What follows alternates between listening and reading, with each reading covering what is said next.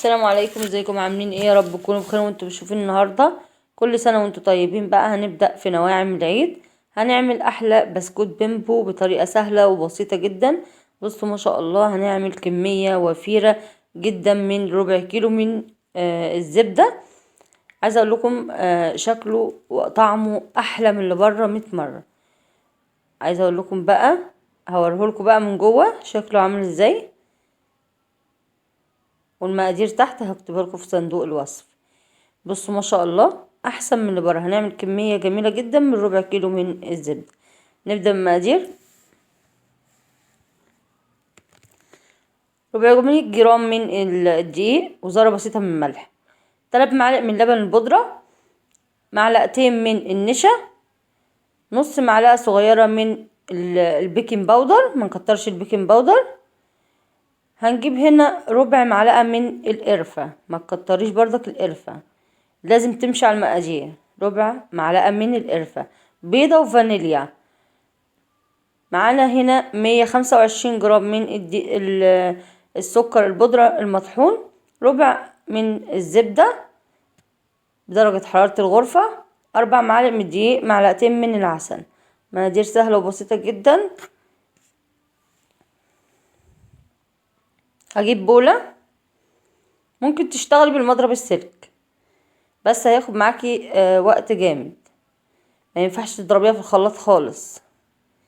هنحط الزبدة درجة حرارة الغرفة، ما ينفعش سمنة عشان نبقى متفقين، هيبقى تقيل معاكي البسكوتة وتبقى طعمها مش حلو.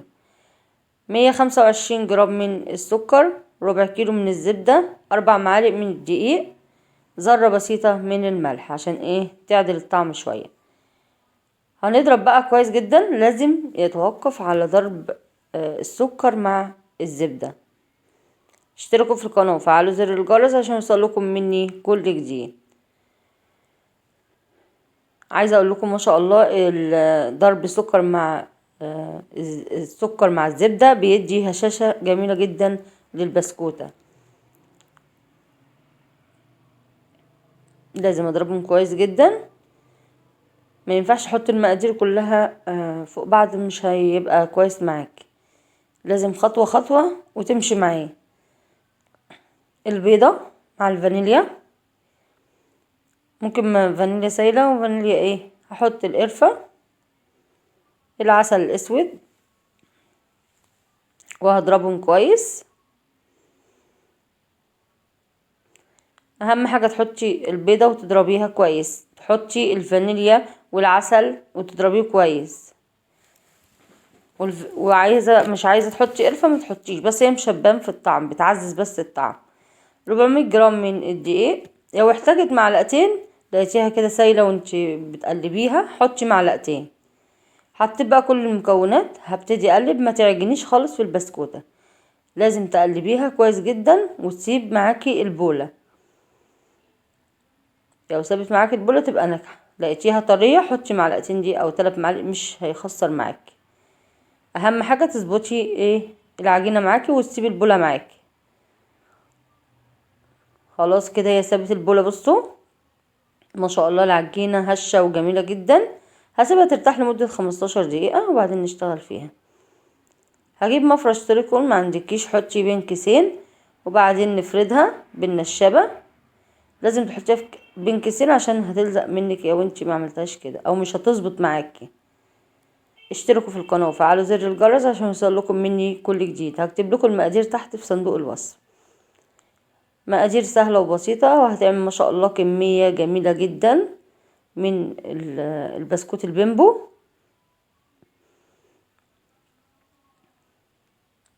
فردتها من كل جنب كده، لازم تفرديها كويس جدا عشان خاطر يعني تبقى البسكوته مساويه بعضيها، ما تبقاش حته كبيره وحته صغيره. الكيس هي ايه هيظبط معاك بين كيسين وبعدين تفرديها كويس جدا. طبعا لازم ندخل البسكوتة مدة 10 دقايق في التلاجة تجمد، وبعدين نشغل الفرن على طول. القطاعة ديت اللي هي بتاعت الكحك، البصمة، ما عندكيش البصمة كوباية صغيرة او مج صغير، ما توقفيش نفسك على حاجة. هجيب بقى الصواني بقى اللي هي الألمونيا التقيلة ديت، بتحمي البسكوتة طبعا من اللي هي ايه تتحرق منك. عندك سكينة بقى سكرابل، نحطها على الصينية. بصوا طريقة سهلة وبسيطة كده، هنلمه ونعمله تاني. هجيب بقى القلب، عايزة اي قطعة عندك اعمليها، القطعات دي مش غالية خالص، متوفرة جدا. هطلعها كده بالسكينة كده بالراحة. بصوا بكل سهولة، ادام العجينة بتاعتك مظبوطة هتطلع معاكي بكل سهولة، وكده هتبقى مش حلو. عملت 4 صاجات، 2 قلب و2 اللي هي المدورة اللي هو البسكوت ايه البيمبل اللي هو احنا متعودين عليه.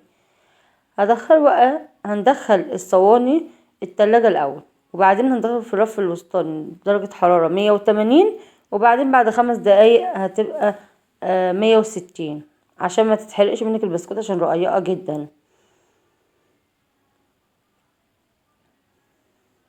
خلاص كده طلعتها بعد هي خدت حوالي ربع ساعة. بصوا ما شاء الله جميلة جدا مستوية. هي طبعا بتطلع طرية شوية وبعدين تسيبيها هتنشف معاكي، يعني ما تستغربيش اللي هي بتطلع طرية. اهم حاجة تشوفي من تحت كده عاملة ازاي. بصوا ما شاء الله التسوية جميلة جدا. طلعيها، ما تمسكيش بقى البسكوتة، تسيبيها لحد ما ما تهدى خالص وبعدين نلمها. بصوا هشة وجميلة جدا، مش مكتومة، مستوية وطعمها فوق الخيال. ممكن تاكليه كده، يعني ممكن مثلا تحطيه في علبة محكمة الغلق وتاكليه كده زي ما انت عايزة، وانت مش عايزاه بالشوكولاتة. بس بالشوكولاتة بيدي طعم جميل جدا. ما شاء الله عملت كمية بقى وفيرة. اشتركوا في القناة وفعلوا زر الجرس عشان يوصلكم مني كل جديد.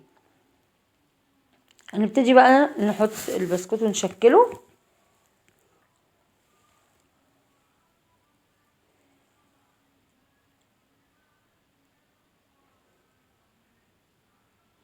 معايا هنا ربع شوكولاتة وربع كوباية من الزيت.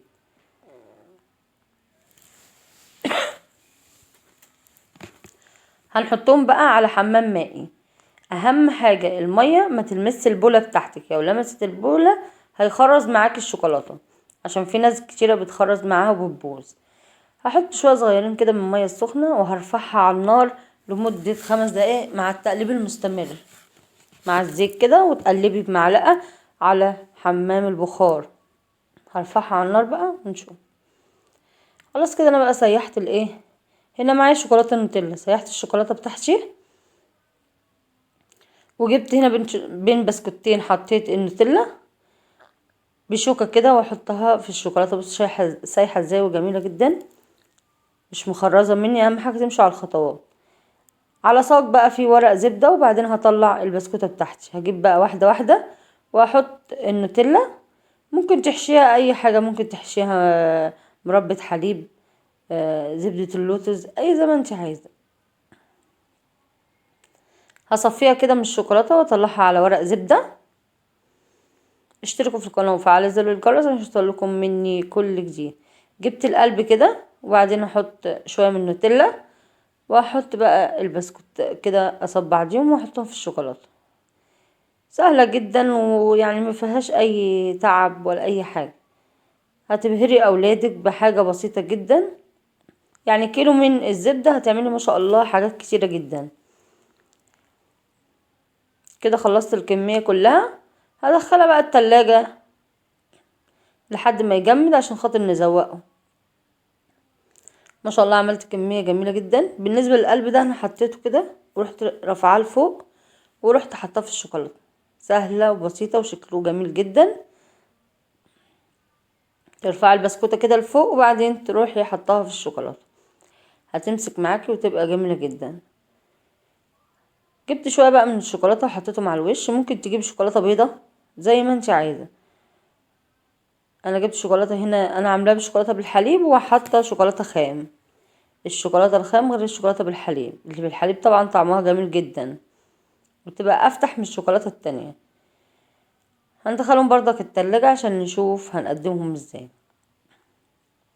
خلاص بقى كل سنة وانتم طيبين بقى، عيد سعيد عليكم. قدمنا احلى بسكوت البيمبو، والله بجد طعمه جميل جدا. كل اللي داقه شكر فيه وهوريكي في الفيديو ازاي اللي انتي تحطيه للعيد وما يكرفش منك او ما يبقاش يبقى ليه طعم وحش. بصوا عايزه اقول لكم طعمه جميل جدا. وعملت كميه، دي مش الكميه كلها، انا طبعا الكميه التانية غلفتها في اكياس صغيره كده، هبقى اوريها لكم في اخر الفيديو.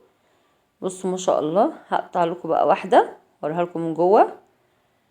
عايزه اقول لكم النوتيلا مخلياه البسكوته شاربه كده من نوتيلا وطعمها جميل جدا.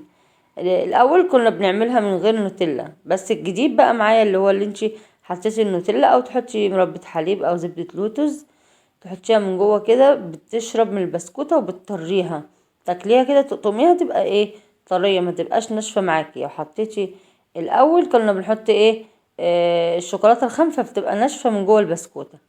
بصوا ما شاء الله شكلها جميل جدا، والله العظيم احسن من اللي بره 100 مره.